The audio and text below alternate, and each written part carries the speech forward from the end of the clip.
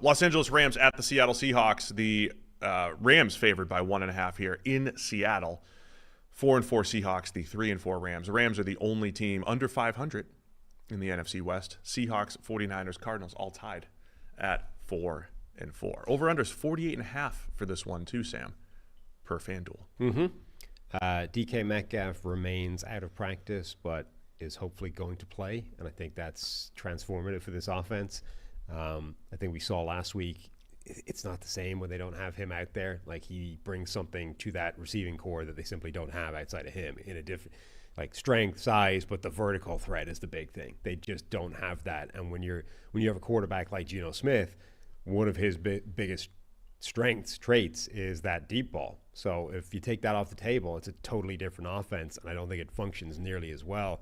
If Metcalf is back going up against those Rams defensive backs, I feel like the Seattle offense should be good. Yeah, and the Rams offense was good last week. So you're talking both sides of the ball, maybe getting to full strength. I mean, Seattle has really good depth at receiver, but DK, as you mentioned, brings something that they don't have. And then the Rams last week looked completely different with Cooper Kupp and Puka Nacua back. Completely different. I mean, it's like throw out the first 7 weeks of the season for the Rams. Stafford had 3 passing touchdowns going into the game. He finished with 4 in that game alone against Minnesota. All of a sudden, it looks like last year's Rams team, of course minus Aaron Donald, but with the youth movement on the defensive side of the ball. Yeah, and not just looking completely different, but it looked so good against the defense that had been absolutely destroying people. Like, that was Brian Flores' defense. This is the best job anybody's done against that since this year. So, last year it definitely ran out of steam and some teams were able to exploit it late, but this was the best job anybody had done against that defense this season. And it was clearly schematic. Like, they had answers very early on. They put Flores' defense on the back foot. You go back, and so this is now, McVay still has teeth. McVay still knows how to coach. He still has an offensive system that works. Now you're going up against Mike McDonald's defense in Seattle. You go back to last year, and when the Rams played Baltimore, they put up a ton of yards against Baltimore's defense, which was one of the best. Good research. One of the best defenses in the NFL last year. The Rams had over 400 yards as an offense against this Ravens defense last year. They put up 30 points.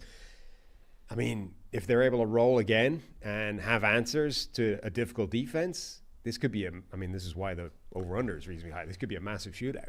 The Seahawks defense has been really subject to the team that they're playing.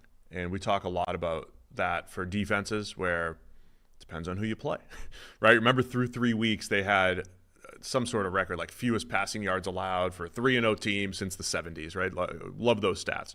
But it was against first game of the year, first game of Bo Nix's career, week 1, Jacoby Brissett, and then was it Skylar Thompson for the Dolphins in week 3? And then all of a sudden, they run into the Lions. Couldn't stop the Lions. They had a lot of injuries in that game, but they were pretty good against the Giants. Still lost. Struggled against the 49ers. Last week, struggled against the Bills. So when they've run up against good offenses, this defense has had some challenges. I thought last week, defensive tackles, I love Byron Murphy, but I thought Murphy and some of the other defensive tackles were moved off the ball by Buffalo up front. And again, we're talking about a Rams offense with Kyren Williams running the ball, with the 2 receivers on the outside, and then just Stafford, right? I mean, let's go back to what I say about Kyler. Any given week, Stafford can ball out and just make some throws that more good throws than most quarterbacks can make, right? That you just can't defend. So that makes the Rams just really tough right now. Yeah, I mean, it is a totally different offense when they have all their playmakers out there. And the big three of Cooper Kupp, Puka Nacua, and Kyren Williams, over the last couple of years, because of all the injuries, they've barely played together. But when they, like, the on-off splits, and a lot of this is definitely going to be noise, but like the splits of those 3 together versus those 3 when they're not together is nuts. Like, it is a totally different production when the 3 of them are on the field at the same time, which has barely happened. There really wasn't a lot of Puka plus Kupp right last year. And theoretically, it's like similar type of receivers. They like to work out of the slot. They'll work the middle of the field. Puka will work outside a little bit more. They'll both get their jet sweeps. They'll get some of their trick plays, but there hasn't been a whole lot of just watching them both interact at the same time and see how they fit into the offense.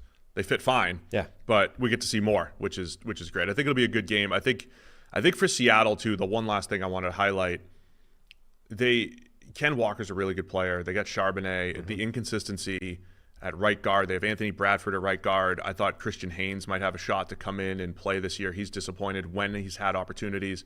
They're rolling with Bradford at right tackle, and I think Mike Jarrell maybe still at right tackle. I don't know if Abe Lucas is back or not, but the O-line has had enough holes that's been exploited throughout this season. So something to keep an eye on. But when Seattle's run game is going, it does open things up for those receivers. They feel less one-dimensional, and those one-dimensional games are rough for Seattle when they put it all on Geno Smith. The offensive line's another thing I think that gets helped out a little bit if DK Metcalf is back. Just that confidence Geno will have to put the ball in the air, knowing that DK is there. Geno made a lot of huge plays under pressure early in the season. I think he made up for a lot of the pressure up front. It is very tough to do that consistently week to week. And I don't even think DK Metcalf has played particularly well this season. Like, he's left a lot of plays on the table. So him being back, I think, helps everything, because there's plays you can make, there's plays you can attempt that you're not even taking a shot at without him. But if he can also return and start making some of the plays that he hasn't necessarily made early in the year, I mean, there's a lot of extra room to go for this offense. It just takes the pressure off Tyler Lockett and JSN. Those guys are just working more short, intermediate routes. It just takes a lot of pressure off those guys. All right, so Rams by 1.5 here. Where are you going to go with this? I'll take the Seahawks. I'll also take Seattle. I'll take Seattle, yeah. Harry will also take Seattle. I think I don't want to overrate the one game, but when the Rams are healthy, they are the playoff team from last year, right? They're a better team than Seattle. Yeah. They made the playoffs.